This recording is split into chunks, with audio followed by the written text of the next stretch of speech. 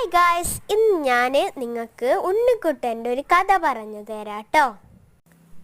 കാർമേഘം വന്നു, ഇടി വെട്ടി,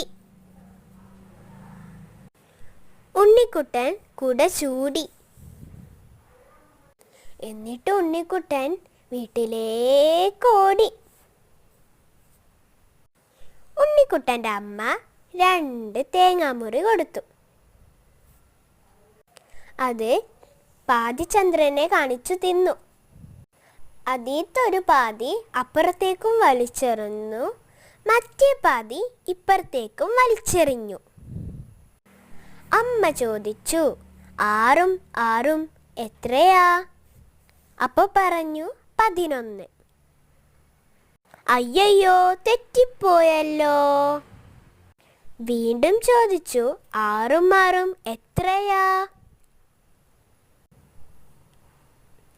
അപ്പ പറഞ്ഞു 11. അയ്യോ, വീണ്ടും തെറ്റിപ്പോയി. അപ്പോൾ ഇതാട്ടോ ഉണ്ണിക്കുട്ടൻ. ഇഷ്ടപ്പെട്ടോ?